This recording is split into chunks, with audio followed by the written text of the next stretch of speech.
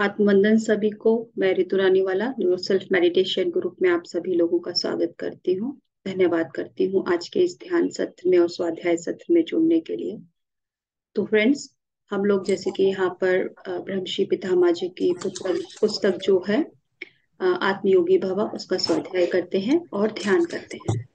तो आप सब लोग पहले हम लोग ध्यान करेंगे और उसके बाद हम स्वाध्याय करेंगे। आज का स्वाध्याय मीनू गोइंका जी कराएंगे। तो सभी लोग आनापाना सती ध्यान के लिए तैयार हो जाइए। मैं आप गाइड करोगे, मैं एक बार हम्म। म्यूजिक शेयर कर देती थैंक यू रितु। हम सभी आनापानासती ध्यान करेंगे। आनापानासती ध्यान, आना मीन श्वासों का आना, और अपान माने बाहर जाती हुई श्वासों का जाना, और सती माने आती और साथ जाती हुई श्वासों के साथ जुड़ जाना। हूँ। वॉल्यूम तो ठीक ये है? म्यूजिक आया नहीं अभी। अच्छा, अभी शेयर नहीं हुआ। ओके, आप कंटिन्यू कीजिए प्लीज। तो ये बुद्ध भगवान ने बताया था और पत्ती सर ने हम सभी को सिखाया है। तो हम सभी पत्ती सर के बताए हुए आनापानासती ध्यान को करेंगे।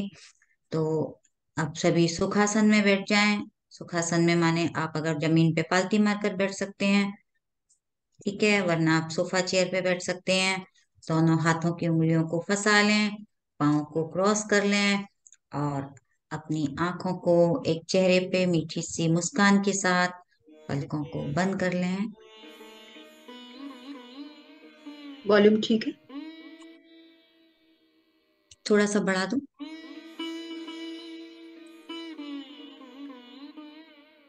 थोड़ा और बढ़ा? बस, ठीक है। अभी इंक्रीज हुआ नहीं, उतना ही है। एक सेकेंड। थोड़ा सा बढ़ा दूं?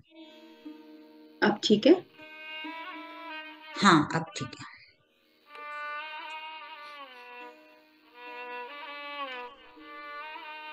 जिन्होंने चश्मे पहने हो वो चश्मे उतार लें। अपने पास पानी रख के बैठना है।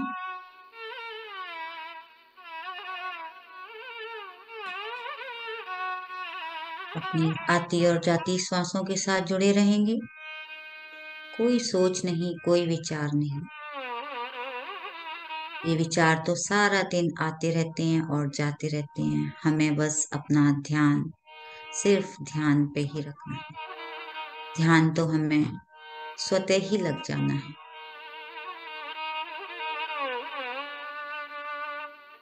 अपने शरीर को एकदम ढीला छोड़ दें, जिससे आपका ध्यान गहरा लगे।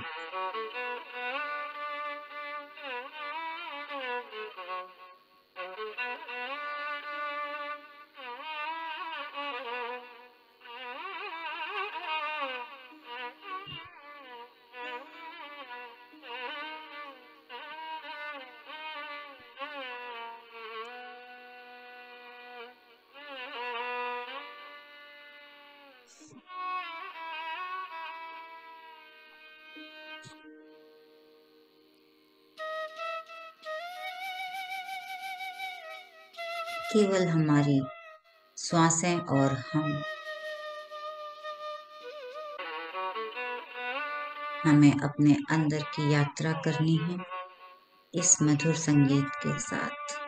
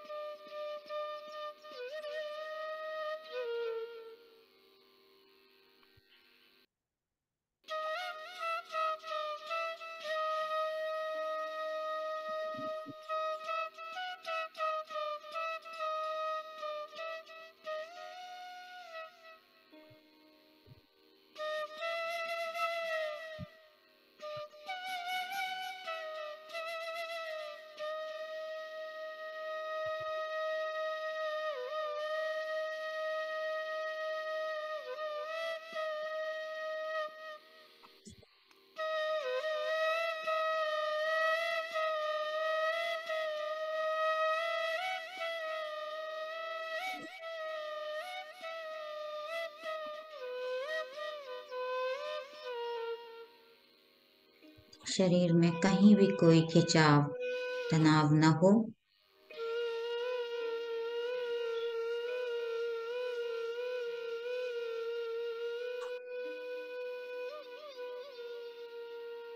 एकदम रिलैक्स होकर बैठे, अपने मन को शांत कर।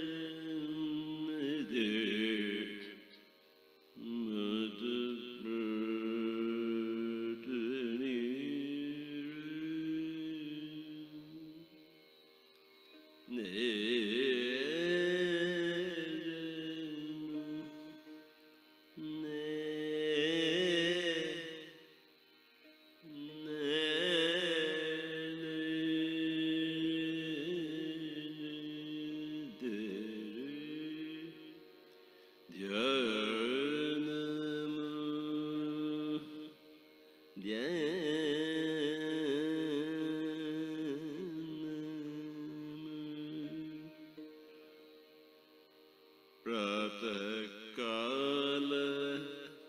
ध्यान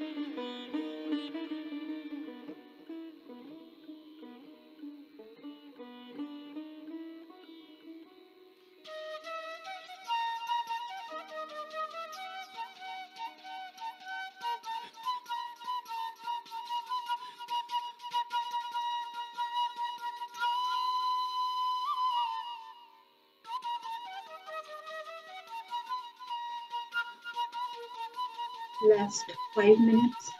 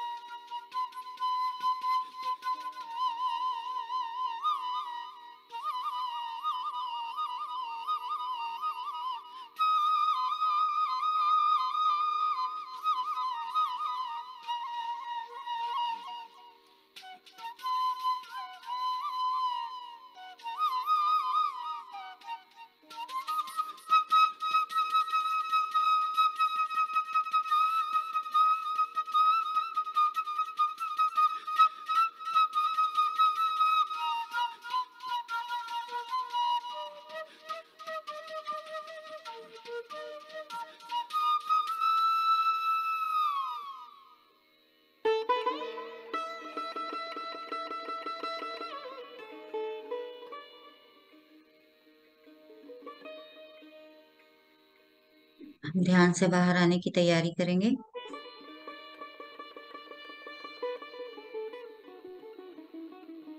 अपने स्थान के प्रति सजग हो जाएं।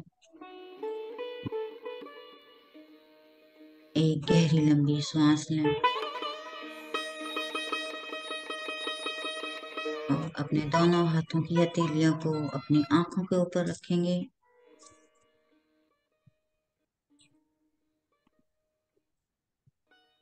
आंखों को हथेली के अंदर ही खोलेंगे। और धीरे से हथेलियों को हटाकर चेहरे पर मुस्कान बनाए रखेंगे और पत्री जी को नमन करते हुए बहुत बहुत धन्यवाद कहें। यूनिवर्स को धन्यवाद कहें, सभी ध्यानियों को जिन्होंने ध्यान में साथ दिया, सभी को बहुत बहुत धन्यवाद। और पानी रखा है अपने पास में, पानी पी लें फ्रेंड्स।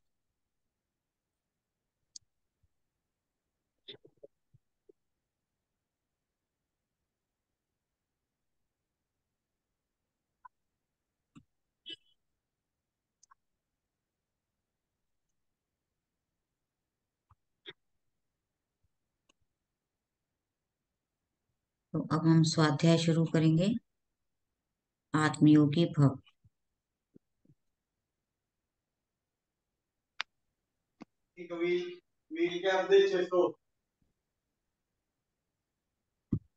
अपने आप को म्यूट कर लें फ्रेंड्स।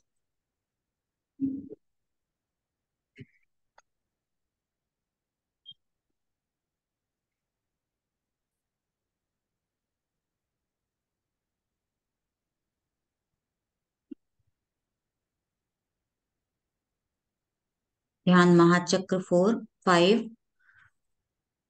21 दिसंबर, पिरामिड नवरत्न। तो पत्री जी ने पिरामिड नवरत्न बताए हैं, 9 रत्न हैं। तो फ्रेंड्स, हम सभी जानते हैं हम अपने शरीर को सजाने के लिए गहने पहनते हैं।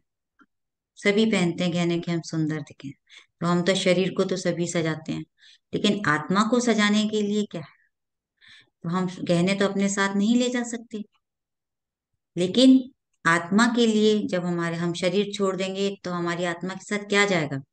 हमारी आत्मा के साथ ये 9 रत्न ही जाएंगे। तो इन्होंने इनको 9 रत्न नाम दिया है कि पिरामिड 9 रत्न। तो पत्री जी ने बताया है कि समस्त सृष्टि पर ब्रह्म से आई है। तो हम कहाँ से आए हैं? पर ब्रह्म से। उसी को आप कह सकते हैं कॉन्शसनेस, ब्रह्म, चेतना। तो सभी हम वहीं से आए हैं। आदि शक्ति, परम शक्ति अपने अपने सभी के भगवान हैं। तो जो जिनको पूछते हैं सब एक ही हैं, कोई अलग नहीं है, सब उसी के नाम। जिसको ये बात समझ में आ गई उसको आध्यात्मिकता समझ में आ गई। यानी हमें, अगर हम बट गए हैं तो हमें समझना है कि हम सब एक हैं। और जिसने समझ लिया वो इस चीज को समझ जाएगा कि हम अलग नहीं हैं। समस्त सृष्टि ब्रह्म है, पर ब्रह्म सृष्टि का मूल है। उसी ने इस सृष्टि को बनाया है, वही मूल है। कहते हैं कि उसी ने सब कुछ बनाया है और वो ही जड़ें हैं। हमारी जड़ तो वही है ना, हम तो पत्ते के समान है। अगर हमने इस चीज को समझ लिया तो हमें ज्ञान आ गया। तो भगवत स्वरूप अनेक है पर भगवत तत्व एक ही है। वो तो एक ही है, हम यहाँ हमने अलग अलग जन्म लिए हैं। जैसे पेड़ के पत्ते होते हैं, टहनियों से पत्ते आते हैं, लेकिन जड़ तो हमारी एक ही है ना। तो जैसे एक बीज से बड़ा पेड़ बनकर शाखा उपशाखा फल फूल में विस्तृत होता है, वैसे ही ब्रह्मांड का विराट स्वरूप एक पर ब्रह्म तत्व से ही आया। तो हम सब एक ही जगह से आए हैं। जिस प्रकार संगीतज्ञ बहुत हैं पर संगीत एक ही है। संगीत तो एक ही है, सभी जानते हैं कि सारे गामा पाधा नी सा। लेकिन इतने संगीतज्ञ हैं, सब अपने अपने तरीके से उनको बजाते हैं, अलग अलग वाद्यों से बजाते हैं, नए नए सुर निकालते हैं, लेकिन संगीत तो नहीं बदला ना। ऐसे भी हमारा भगवान, हमारी चेतना, हमारी ब्रह्म सब एक ही है। जैसे ज्ञानी अनेक है पर ज्ञान एक ही है, आकाश एक ही है, नक्षत्र अनेक हैं, ऐसे ही सब में एक ही ब्रह्म तत्व है। तुम भी वही हो, मैं भी वही हूँ। हम पहले दूसरों के अनुभव से ज्ञान प्राप्त करते हैं, फिर उस ज्ञान को खुद अनुभव करते हैं। तो हमें पहले पत्री जी से या हमारे जो भी मास्टर्स हैं उनसे हम ज्ञान लेते हैं, फिर हमने उसको महसूस किया कि हाँ ऐसे ही होता है। तो वो ज्ञान हमारे अंदर उतर गया और हमने उसका अनुभव किया। तो उस ज्ञान को अनुभव करने के लिए ही हमारे अंदर, हमें उन्होंने कहा है ये पिरामिड नवरत्न है। हमें उसको ज्ञान को कैसे अनुभव करेंगे हम? इनकी सहायता से। तो उन्होंने इसको अलग अलग नौ नौ नवरत्न बताए हैं। तो आत्मा ही पर ब्रह्म है। तो हमें इन्हीं नवरत्नों को पाने के लिए कार्य करना चाहिए और अपनी आत्मा के साथ ले जाने के लिए हमें इन रत्नों पर ध्यान देना चाहिए। तो आत्मा ही पर ब्रह्म है का मतलब है कि हमारी जो आत्मा है वो और पर ब्रह्म एक ही है, अलग नहीं है। आत्मा को आध्यात्मिक भाषा में ब्रह्म ही कहते हैं। तो कहते हैं कि जिस तरह से कृष्ण भगवान ने अर्जुन को ज्ञान दिया था, उनको तो बिल्कुल भी समझ नहीं आ रहा था कि मैं क्या करूं। तब उन्होंने उनको ज्ञान दिया कि तुम और मैं एक हूँ, एक ही हैं। बस तुम सब कुछ भूल चुके हो, मुझे सब कुछ याद है। और हमारे कितने जन्म हो चुके हैं, लेकिन अनेकों अनेकों जन्म हमने लिए हैं, लेकिन मुझे आज भी याद है, तुम सब कुछ भूल गए हो। तो मैं और तुम एक ही हैं, कोई अलग नहीं है। तो हमें क्या करना है, हमें इस चीज को जानना है। जैसे उन्होंने कहा कि अर्जुन योगी हो बनो, अर्जुन योगी भव, यानी तुम ध्यान करो, ध्यान से इन सब चीजों को जानो। तो पत्री जी भी हमें बार बार कहते हैं ध्यान करो, और जिस काम से हम आए हैं, हम कौन हैं, मैं कौन हूँ, तो मैं एक आत्मा हूँ। हमें इस चीज को कैसे पता चलेगा, ध्यान से। कहते हैं हमें ध्यान से जानना है कि हम आत्मा हैं, और हम ही पर ब्रह्म हैं, हम ही वही हैं, जो वही आप हो, वही हमें। तो इस तरह से हमें, हम शरीर के तल पर नहीं, हमें आत्मा के तल पर सोचना चाहिए। शरीर के तल पर हम क्या समझते हैं, ये मेरा घर है, ये मेरे बच्चे हैं, ये मेरा शरीर है, मुझे ये काम करने हैं, तो हम शरीर के तल पर सोचते हैं। जब हम आत्मा के तल पर सोचते हैं, तो हमें सब एक ही नजर आते हैं, हमें कोई चीज का दुख भी नहीं रहता। तो नेक्स्ट है फ्रेंड, जीव ही ईश्वर है, जीव ही देव है। जीव ही देव है यानी जो भी आप देख रहे हो, कण कण में सब जगह चेतना है।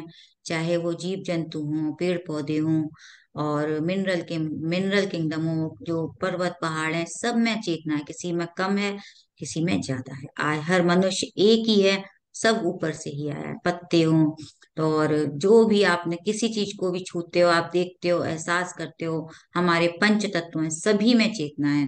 तो कहते हैं जितने भी जीव जंतु हैं, सब में चेतना है, और वो चेतना ही क्या है, ईश्वर है। तो हमें सभी को एक समान समझना है, और केवल हमें मंदिर में ही पूजा पाठ नहीं करनी है कि सिर्फ मंदिर में ही भगवान बैठा है। भगवान तो हर जगह है, तो हमें उन सबको ईश्वर की तरह देखना चाहिए। देह ही देवालय है, देह माने शरीर, और देवालय माने मंदिर। तो हम तो मंदिर में जाते हैं, हम तो सोचते हैं बस वही मंदिर है। हम अपने अपने शरीर को तो हमने वो अभी मंदिर समझा ही नहीं।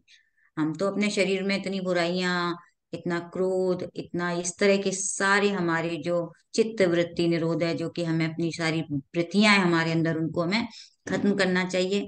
तो कहते हैं हमें अपने शरीर को मंदिर समझना चाहिए। जैसे हम अपने मंदिर की सफाई करते हैं, रोज अपने मंदिर की हमें सफाई करते हैं, कभी कभी जाके वहां पे मंदिर में कि भाई भगवान को इतना सुंदर से लड्डू गोपाल भी हमने बिठा रखे हैं, उनको नए वस्त्र भी पहनाने हैं, और सब मूर्तियों को सुंदर से साफ करते हैं। तो हम अपने शरीर को भी वैसे ही साफ करें ना, जैसे भगवान की हम सेवा करते हैं, क्योंकि हमारे अंदर भी तो भगवान है।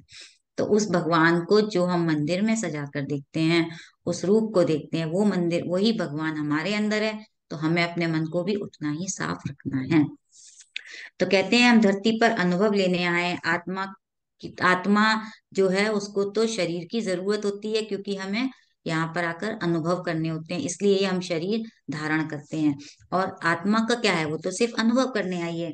और हम यहाँ पे क्यों आए हैं, अपनी उन्नति के लिए। जब हम यहाँ से अनुभव लेके जाते हैं, तो हमारी आत्मा की उन्नति होती है। इसलिए शरीर को हमें साफ सुथरा रखना चाहिए। तो हम स्वयं भगवान हैं, जो इस देह को मंदिर में, देह के मंदिर में हम वास रहते हैं। मंदिर में भी भगवान है, मंदिर जाने वाला भी भगवान है, आप भी भगवान हो, मैं भी भगवान हूँ। पेड़ के पत्ते समझते हैं हम अलग अलग हैं, पत्ते अलग अलग दिखाई देते हैं, पर पेड़ एक ही है। वैसे ही हम सब शरीर मन बुद्धि से अलग हैं, पर आत्मा तो एक ही है। पत्ता ही पेड़ है, यह जानना ही ब्रह्म ज्ञान है। यानी उस पत्ते के अंदर भी चेतना है, और वो भी भगवान है, यही हमें जानना है। यदि आप खुद को पत्ते की तरह देखते हो, तो आप शरीर, आप सोचते हो मैं तो पत्ता हूं, यानी आप तो शरीर सोचते हो अपने आप को। आप अपने आप को अगर शरीर समझोगे, तो आप आज भी अज्ञानी हो।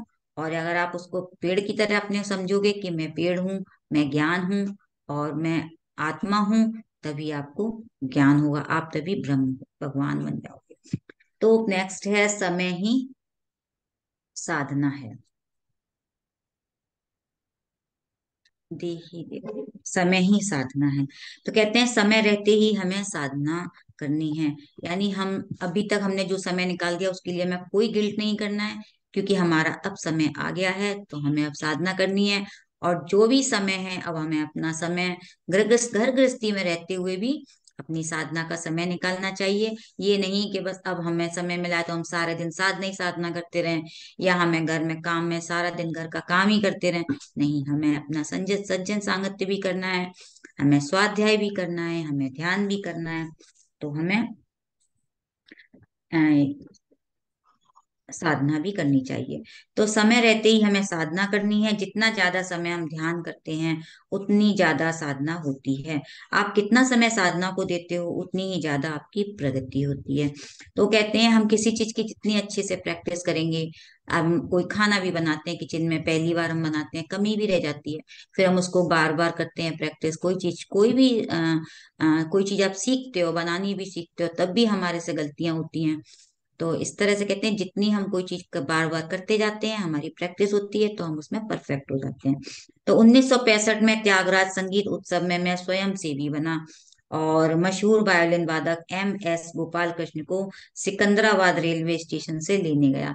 तो जब उनको नहीं आता था तो उन्होंने कहा, मैंने उन्हें कहा आपके हाथों में जादू है। तो यानी उनको इतना अच्छा लगा, तो उन्होंने कहा आपके हाथों में जादू है, आप तो इतना अच्छा बजाते हो। वायलिन वादक वादक थे वो, तो आप कितना अच्छा बजाते हैं। तो उन्होंने कहा मैं प्रतिदिन 6 घंटे साधना करता हूँ। यानी हम साधना से देखिए 6 घंटे साधना जब करते हैं तब इतने परफेक्ट है वो। तो जितनी साधना करते हैं उतने ही हम निपुण होते जाते हैं। तो सहन ही प्रगति है। कहते हैं सहनशीलता होना बहुत ही जरूरी है, क्योंकि आप जब ध्यान करने बैठते हैं तो इतने दर्द होने लगते हैं। शुरू शुरू में तो इतने ज्यादा फील होते हैं कि हम बैठना छोड़ देते हैं कई बार, अरे बहुत दर्द हो रहे हैं, बैठा नहीं जा रहा है। लेकिन कहते हैं आप जितना ज्यादा ध्यान करेंगे और आप थोड़ा सहन करेंगे उस समय अपने शरीर में दर्दों को, तो आपके नाड़ी मंडल की शुद्धि होती है। और जब आपके नाड़ी मंडल में शुद्धि होगी तो दर्द तो होंगे ही। तो सभी दर्दों को हमें क्या करना है, सहन करना है। तो पतंजलि बुद्ध और जीसस बनने के लिए हमें अनंत सहन शक्ति चाहिए। तो हम चाहेंगे कि हम बोल तो देते हैं अहम ब्रह्मास्मि, लेकिन उसके लिए हमें साधना भी तो करनी होगी। तो हमें ज्यादा से ज्यादा ध्यान करना है, और अपने नाड़ी मंडल की शुद्धि के लिए हमें सहन करना होगा। तभी हम भगवान बन सकेंगे। नहीं तो हम इन्हीं सब में ऐसे ही जन्म मरण में घूमते रहेंगे। और थोड़ी थोड़ी शुद्धि होगी, लेकिन हम अपने कर्मा का भी हमें प्रक्षालन करना है, तो हमें ज्यादा से ज्यादा ध्यान।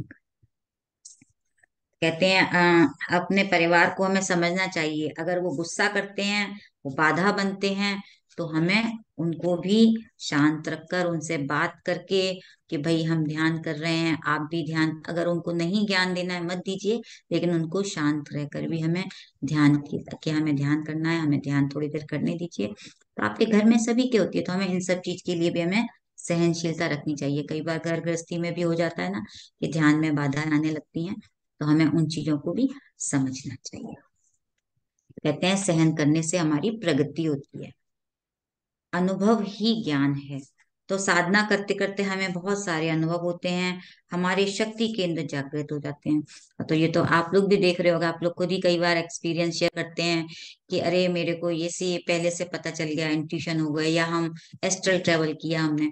तो क्योंकि हमारी जो साधना करने से हम ध्यान करते हैं, तो हमारे जो शक्ति केंद्र होते हैं हमारे जितने भी, वो जागृत होने लगते हैं। क्योंकि जो हमारी इंद्रियां होती हैं, 5 इंद्रियां, उनके अलावा हमारी और भी जो होती हैं शक्ति क्षेत्र हैं, इनसे हम जागृत होने आते हैं। इंट्यूशन है, या हमारे एस्ट्रल ट्रेवल करने लगते हैं। इस तरह की हमारी जो पावर हमारे अंदर आने लगती है, और हमारा ऊर्जा का संचार होता है। ऊर्जा का संचार माने हमारी एनर्जी बढ़ जाती है। तो इससे हमें अनुभव का ज्ञान, हमें अनुभव होने लगते हैं, और हमें वास्तविकता पता चलने लगती है। तो हम कहते हैं ना, आंख से तो हम सिर्फ उतना ही देख सकते हैं, लेकिन हम जब आंखें बंद कर लेते हैं, हमारे जो चर्म चक्षु और मन चक्षु बंद होने से हमारी थर्ड आई है, तीसरी आंखें जागृत हो जाती है, और हम दूर की चीजें भी देख सकते हैं, अन्य अन्य नक्षत्रों तक की हम देख सकते हैं, हम कहीं भी जा सकते हैं। तो ये सब हमें अनुभव हमें होते हैं ध्यान से। श्वास ही गुरु है। तो आप सभी जानते हैं, पत्री जी ने हमें सिखाया है। अभी तक तो हम अपने बाहर गुरु बनाए थे हमने, लेकिन अब वो कहते हैं, उन्होंने हमें सिखाया है कि श्वास ही हमारी गुरु हैं। गुरु कोई विशेष व्यक्ति नहीं है, श्वास ही गुरु है। बाहरी जीवन के लिए बाहर के लोग चाहिए, हमें गुरु बनाने चाहिए, क्योंकि हमें रास्ता दिखाने के लिए गुरु की आवश्यकता होती है।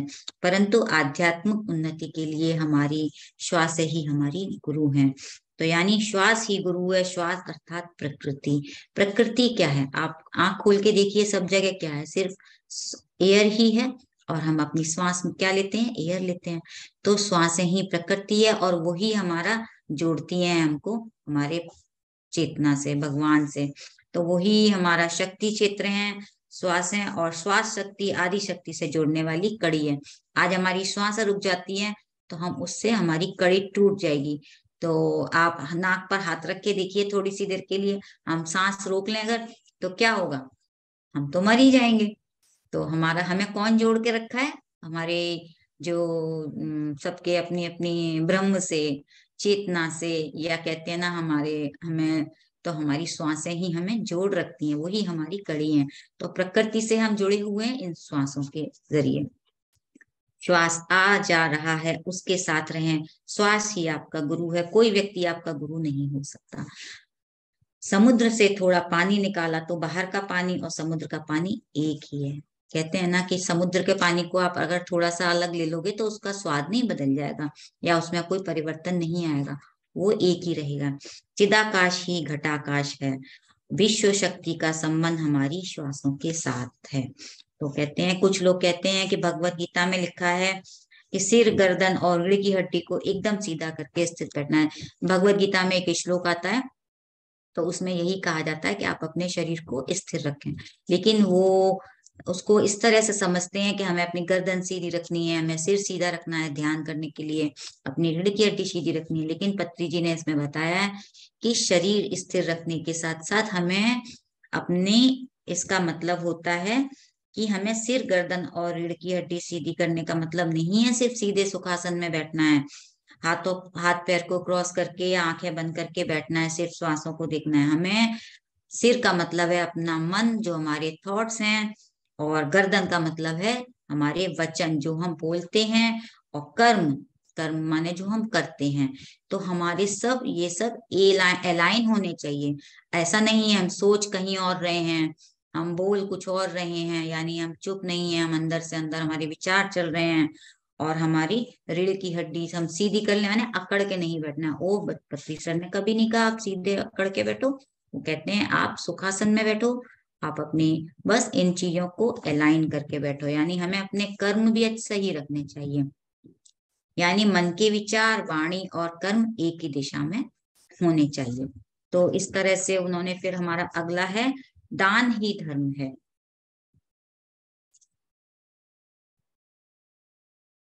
दान ही धर्म है। तो पत्री जी कहते हैं कि हम अनुभव दे नहीं सकते, बता सकते हैं, वही धर्म है। हमने जो अनुभव किया है वो हम सभी को बता सकते हैं, जिससे कि दूसरों को वो चीज समझ आती है। अनुभव ही तो है जिसे हमें करना है। ध्यान से हमें क्या होता है? अनुभव होता है। तो कहते हैं दान ही धर्म है। आप चीजों को दान करते हो, वस्त्र दान करते हो, अन्न दान है, भूदान, गोदान आदि, लेकिन सबसे सर्वोत्तम दान क्या है? ज्ञान दान। आज हमें भी कहीं से ज्ञान मिला तो हम आज आगे बढ़ रहे हैं, दूसरों को ज्ञान दे रहे हैं। तो आप जो जो जैसे जैसे ज्ञान मिलता जाए, हमें दूसरों को ज्ञान देना चाहिए। इससे बड़ा कोई दान नहीं। जिसके बाद शाश्वत ज्ञान है वही ज्ञान दान कर सकता है। शाश्वत ज्ञान माने जिसको हमें ब्रह्म का ज्ञान हो गया, जो आज हमें ध्यान के बाद पता चला है कि हम आत्मा हैं, यही शाश्वत ज्ञान है। यानी हमें इस चीज का जब तक नहीं मैं पता था कि हम शरीर तल पे ही रह रहे थे, अब हम आत्मा के तल पर हैं, कि हमें पता चल गया है कि हम आत्मा हैं, तो हमारे दुख कम हो गए। भगवान बुद्ध ने क्या किया था? यही तो पता किया था कि दुख क्यों है और दुख का क्या निवारण है। तो जब उन्होंने इन चार चीजों का उन्होंने हमें ज्ञान हुआ, उन्होंने हमें ज्ञान दिया, तो उनके दुख कम हो गए। वरना वो दुख देखे थे कि क्यों इंसान कहाँ जाता है मरकर, ये बुढ़ापा है, ये बीमार है, ये मर रहा है। उन्होंने ये सब जब देखा था तब उनको समझ आया कि अरे ये तो इस धरती पर कुछ और भी है जो उन्हें जानना था। तो कहते हैं कि हमें ये सब दान, ज्ञान दान जब उन्होंने सबको दिया तब हमें हमें ज्ञान मिला। तो इस तरह से हमें भी दूसरों को ज्ञान दान करना चाहिए। तो नेक्स्ट है, धर्म ही पुण्य है। तो कहते हैं धर्म ही पुण्य है, यानी नित्य धर्म में रहना। कहते हैं मंदिर करना, पूजा पाठ करना, यही धर्म नहीं है हमारा।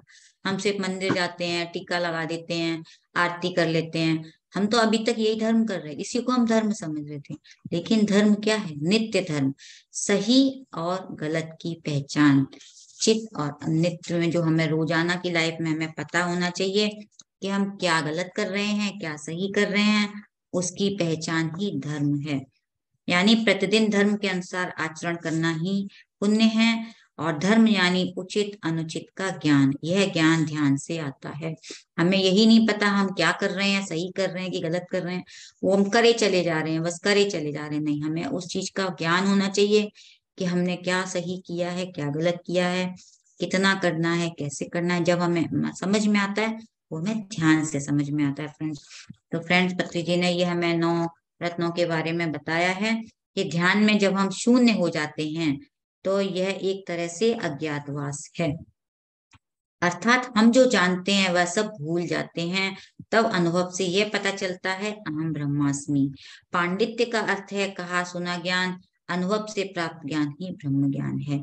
यानी हम किताबी भाषा पढ़ लेते हैं, पांडित्य का अर्थ माने हम किताब पढ़ लेते हैं, पोती पोती जग पढ़ मुआ, पोती पोती पढ़ मुआ पंडित भया ना कोय, और 2.5 अक्षर प्रेम का पढ़े सो पंडित होय। तो यानी हम किताबों को पढ़ पढ़ कर पंडित बन जाए, वो हमें पंडित नहीं बनना है। हमें ध्यान के द्वारा अपने इस चीज को समझना है कि हम आत्मा हैं, और हम ही को इसको ब्रह्म ज्ञान कैसे मिलेगा? ध्यान से। और हमें यह पता चलता है कि अहम ब्रह्मास्मि, हम ही भगवान हैं, मैं ही भगवान हूँ, आप भी भगवान हैं, जो मैं हूँ वो आप हूँ। तो ये हमें इस चीज का ध्यान से ही पता चला है। और उन्होंने बताया कि ध्यान में जब हम शून्य हो जाते हैं तो यह एक तरह से अज्ञातवास है। यानी ये हमें समझना चाहिए कि हम सबसे सब कुछ यहाँ पर सिर्फ अनुभव लेने आए हैं, हम किसी से जुड़े हुए नहीं है। बस हमारा जीवन जो आया है यहाँ पर, हमें सिर्फ अनुभव करना है और हमें चले जाना है। तो हमें इस चीज के लिए ध्यान रखना चाहिए कि हमने जन्म क्यों लिया है और हमारा क्या उद्देश्य है। तो हम ध्यान करते रहें और लोगों को अनुभव शेयर करते रहें, अपने अनुभव बताते रहेंगे और सज्जन सांगत्य करते रहें। तो अब हमारा अगला स्टेप है, पहले ध्यान, फिर स्वाध्याय, अब हमारा अगला स्टेप है सज्जन सांगत्य। तो थैंक यू फ्रेंड्स, अब सभी शेयर करें और इस एक तीसरे चरण को भी कंप्लीट करें। तो बहुत बहुत धन्यवाद आप सभी का, आपने इतने प्रेम के साथ ये स्वाध्याय सुना। बहुत बहुत थैंक यू, बहुत अच्छे से आपने समझाए पिरामिड नवरत्न, बहुत तो ये बढ़िया। हमारी आत्मा के नवरत्न है ना। अब हमें आत्मा के हाँ, साथ तो हमारा ये ज्ञान ही जाएगा ना, क्योंकि हम गहने तो बिल्कुल। ऊपर लेके नहीं जाएंगे, ये तो हमें सब यहीं छोड़कर जाने हैं। तो जितने पहनने थे अपने जीवन में गहने पहन लीजिए, लेकिन हमें ये नवरत्न भी अपने साथ रखने हैं। हाँ, सही ज्ञान थैंक यू। और इन सब से अटैचमेंट नहीं। एंजॉय कीजिए लाइफ को, गहनों के साथ भी एंजॉय कीजिए, मगर बिल्कुल, अटैच मत रहिए। गहने भी पहनते पहनते हमें मन की खुशी मिलती लेकिन है। लेकिन हमें ये समझ में आ गया कि ये जो 9 गहने हैं जिसे नवरत्न नाम दिया पति सर ने, ये बहुत बहुमूल्य हैं। बिल्कुल, और ये मेरा बहुत फेवरेट टॉपिक है ये। मुझे पता है आपका ये फेवरेट टॉपिक है। मुझे मैंने पढ़ा था पहली बार तो मुझे बहुत अच्छा लगा था, मैंने कहा रियली थैंक यू सो हम। Much, thank you, wonderful. Thank you. तो फ्रेंड्स, अगर आप लोग कुछ शेयर करना चाहें, कल निर्मला जी का था कि आज वो शेयर करना चाह रही थी, बिल्कुल। तो निर्मला जी, आप अपने आप को अनम्यूट कीजिए। तो मैम, आत्मवंदन। आत्मवंदन मैम, आपको भी, मीनू जी को भी, सबको जी, आवाज आ रही है? हाँ जी। हाँ जी, सबको मेरा धन्यवाद। कुछ नहीं मैम, यही कह रही थी कि मैं, सब लोग अपनी बता रहे थे तो मैं ध्यान में कैसे आई, कल यही बताइए। बात चल रही थी ना। हाँ जी, तो हाँ बस मैं भी अपनी वो शेयर करना चाह रही थी। हाँ और सबसे पहले तो मैं बताऊं कि आपका मैंने वो अहंकार वाला सुना, जी। अभी आधा सुना और आधा और बाकी है। बहुत अच्छा बताया आपने, कितने गहरे तक ले गई आप, बहुत डीप में लेके गई। ये इतने इतने मतलब एनलाइटेंड मास्टर हैं एकार्ट टोल, जिन्होंने बहुत अच्छा। मुझे मेरी गहराई में अहंकार का ज्ञान दिला दिया। बहुत और अच्छा मैम, बहुत हाँ। सुंदर किताब, इतना बढ़िया टॉपिक कि मैं अपने आप को बहुत कहना चाहिए ब्लेस्ड समझती हूँ कि ये टॉपिक सच में, सच में, करने के लिए, हाँ। और बहुत अच्छे क्योंकि से मैं आपने, समझ पाई अपने आप को। हाँ। अरे आप तो बहुत होशियार हो गई हैं, बहुत अंदर तक उतर गई हैं। Thank you ma'am. अंदर तक सभी होशियार हैं, बस हमें ढूंढना है, निकालना है, खोजना है, निकालना है। अभी तक निकालना हम है। क्या सोचते हैं, अभी तक हम सोचते थे मैं नहीं कर पाऊंगी, मुझे नहीं आता, लेकिन देखिए हम आत्मयोगी भवा पढ़ते पढ़ते यस यस यस। ये जो सर की एनर्जी है, सर का ज्ञान है, इसको करते ही करते हमें लगता है अरे हमें तो कितना ज्ञान दे दिया सर ने, हमें तो रास्ता जो हाँ, मार्ग बता दिया चलने के लिए, कितना यस बढ़िया यस, मार्ग बताया उन्होंने। और इस बहुत बुक अच्छा में मैम, छोटे छोटे टॉपिक करके उन्होंने सब कुछ दे दिया है। सब कुछ बिल्कुल। दिया मैम, बहुत अच्छा लगता है। पूरी हम तो बुक में सब कुछ समा गया है, सही बात। 4-5 घंटे ध्यान करती हूँ मैम, अरे वाह। आराम से। सुबह भी करती हूँ, और बहुत सुबह बढ़िया। जो है, हाँ, और शाम को भी मधु मैम का, वो अच्छा। भी सब कर रही हूँ मैम। गुड तो बहुत गुड। मैं अच्छा। बताना चाह रही थी कि मैं ध्यान में कैसे आई। आप बताइएगा प्लीज। 2-3 साल पहले, 3 साल पहले हमको स्पाइन में एकदम दर्द होने लगा था मैम। जी। आवाज आ रही है मैम? हाँ बिल्कुल भी।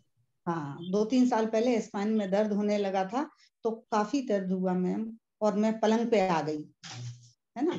तो पलंग पे आ गई, पलंग पे ही बच्चे खाना देते थे, सब कुछ वो लेवल आ गया था मेरा। पर मैम ये जो ऐसी कंडीशन आ गई मेरी, लेकिन मेरे को मालूम नहीं था कि ऐसी कंडीशन क्यों आई। ये धीरे जब हम ज्ञान में आए, जब किसी ने आके मुझे ये बताया कि आप इतनी बीमार रह रही हो, आप ध्यान करो। 2-3 साल पहले की बात है, तो एक जनों ने आके बताया आप शिवयोग करो, तो मैं शिवयोग करने लगी मैम। और शिवयोग करने लगी तो शिवयोग में सबसे पहले मुझे ये मिला कि 3 महीने के अंदर मेरे को एलर्जी 18 साल से थी, और वो एलर्जी थी, डेली इंजेक्शन लगते थे मैम, डेली इंजेक्शन लगते थे, बहुत बीमार थी। तो मैंने जैसे ही स्टार्ट किया शिवयोग, 3 महीने के अंदर मैडम वो मेरा एकदम एलर्जी ठीक हो गई, जबकि डेली इंजेक्शन लगते थे। बहुत तो मैं बढ़िया। ध्यान में आ गई, तो मैं बहुत खुश हो गई, अरे ध्यान तो बहुत ऊंची चीज है। फिर तो मैं खोज में निकल पड़ी, जहां से मिले जैसे मिले ज्ञान लो, है ना। तो फिर मैं एकदम से मैंने शुरू कर दिया, तो वो शिवयोग करती रही। और फिर स्पाइन की सर्जरी के, स्पाइन में भी तकलीफ थी, तो स्पाइन तक भी आ गई मैं। और मैम इन सब का सबसे बड़ा कारण था जो मैं शेयर करना चाह रही थी मैम, 18 साल पहले मेरे हस्बैंड अचानक खत्म हो गए थे मैम। बहुत अच्छा मौका था, मेरी 2 बेटियों की शादी थी, और शादी के 3-4 दिन बाकी थे मैम। बारात आने वाली थी 2 बेटियों की, दोनों बेटियां डॉक्टर थी, और डॉक्टर से ही शादी हो रही थी, और बारात आने वाली थी। मेरे हस्बैंड खूब नाच रहे थे, कूद रहे थे खुशी में, ओहो मेरी बेटियों की बारात आ रही है। और अचानक खुशी में ही उनका मेरे पास बैठे थे, और बहुत खुश थे, अरे 2-3 दिन के बाद तो बेटियां ससुराल चली जाएंगी, कितना अच्छा मौका है। और ऐसे कहते कहते मैम एकदम उन्होंने मेरी गोदी में सर रख दिया मैम। सर रखा तो मैंने सोचा 2 बेटियों की शादी की तैयारी कर रहे हैं, शायद थक गए होंगे, तो मैंने ऐसे सर उठाया और खत्म।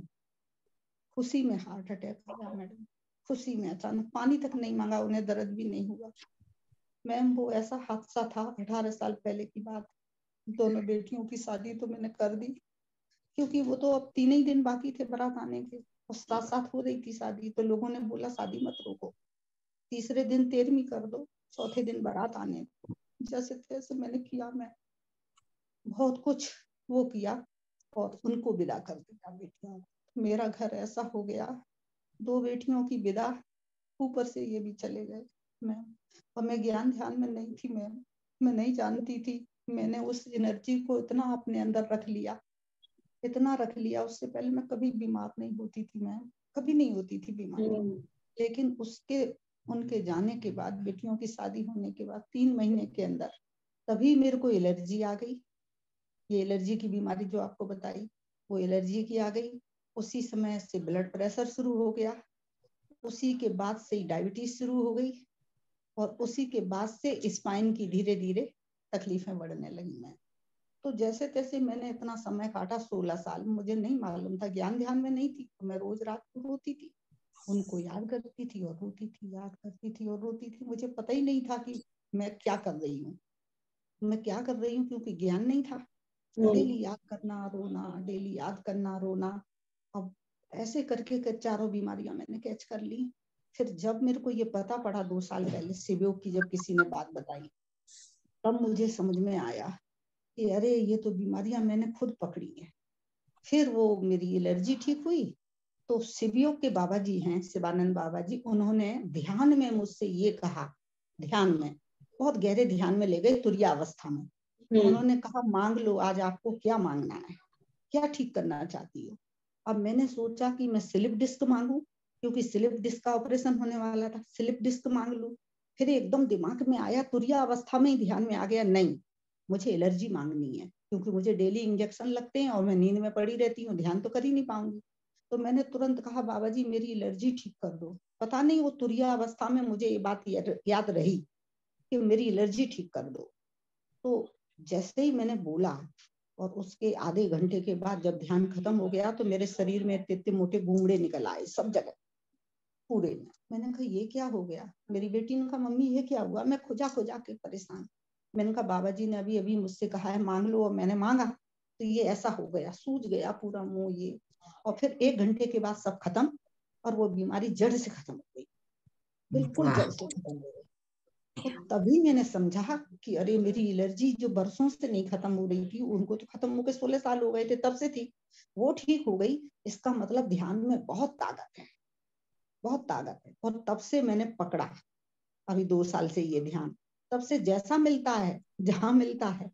तो वर्ल्ड पीस फाउंडेशन का सुबह कर लेती हूँ मैं 1 घंटे, फिर आपका कर लेती हूँ, फिर सोनी मैम का कर लेती हूँ, और अपने शिवानंद बाबा जी का भी मैं पूरा कर रही हूँ। मैं उनका 2 घंटे का है, क्योंकि हम सभी कर रहे हैं, क्योंकि भाई जिनसे हमारी इतनी चीजें मैम अब ये लेवल आ गया। एलर्जी तो तभी ठीक हो गई थी, है ना। और ब्लड प्रेशर अभी, और ये आप सब लोगों के उसमें आए ना 2-3 महीने से, तो ब्लड प्रेशर जड़ से खत्म हो गया। बहुत बढ़िया, 190 रहता था, बहुत ही बढ़िया। गोलियां बिल्कुल बंद, तो ब्लड प्रेशर भी खत्म हो गया मैम।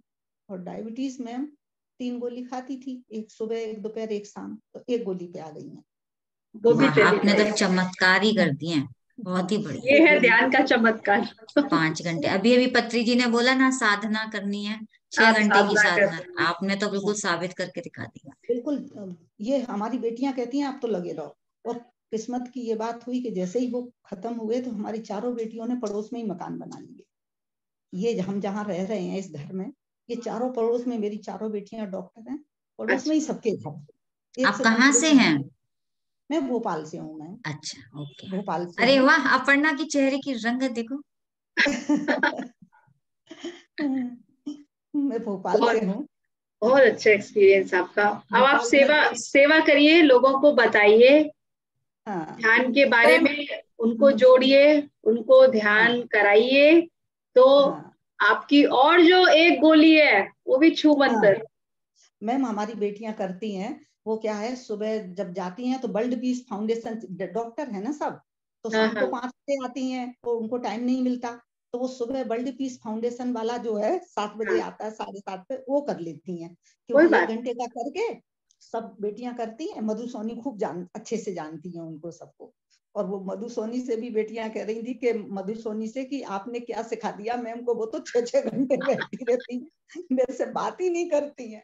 तो मधु सोनी मैम ने कहा भैया वो तो सब जगह का कर रही है, आनापान सती है, अच्छी बात है। तो वो लोग करती हैं, सब जुड़ी हैं सब ध्यान में। बहुत अच्छी बात है, जुड़ना बहुत जरूरी है ध्यान से। वो आप देखिए, मार्ग कहते हैं ना कि रास्ता अलग अलग है, पहुंचना सबको एक ही जगह है। तो ठीक है, अपने अपने तरीके से जिसको जिधर ट्रेवल करना है वो करेगा, लेकिन बहुत अच्छी बात है कि आपके यहाँ सभी ध्यान करते हैं। सभी ध्यान करते हैं मैम, और सभी पड़ोस में रहती हैं, सब बेटियां डॉक्टर हैं, सब दामाद डॉक्टर हैं, और सब मस्त हैं। अब परिवार से पड़ोस में आ जाइए। बहुत पड़ोस में बताइए, फिर जब आपको समय मिले, हाँ धीरे धीरे बताइएगा, जैसे अभी आप जैसे जैसे आप रिकवर हो, हाँ वैसे वैसे बताइए। कोशिश तो करते हैं मैम, पर ज्यादातर लोग अभी धीरे से उसमें आ नहीं पा रहे हैं, आएंगे। आपकी जब वो सुनेंगे ना, आपका जो शेयरिंग है उससे लोगों को कहते हैं इंस्पिरेशन मिलेगा कि आपकी देखिए एलर्जी चली गई, आपकी बीपी बंद खत्म, बीपी का प्रॉब्लम खत्म हो गया, आपका जो शुगर का था उसकी एक तो जब आप ये कोई कम बात नहीं है। आप जब धीरे धीरे अपना टाइम लेके उन लोगों को बताएंगे और आप बताएंगे कि हमें कितना बेनिफिट हुआ, और आप बोलना मत छोड़िएगा जिसको। और ये देखिए सबसे बड़ी बात है कि घर में कितने डॉक्टर हैं। मैम सही में मैम बहुत खुशी की बात है, सभी डॉक्टर हैं, सब बेटियां सब गवर्नमेंट सर्विस में हैं, अच्छा है, सब बहुत बढ़िया। चलिए बहुत अच्छा। रितु जी आपकी permission, thank you so much. Ma'am आप कहाँ से हैं? भोपाल में? Just a minute, can I stop the recording? Yes. Okay, thank you. Thank you so much everyone for joining.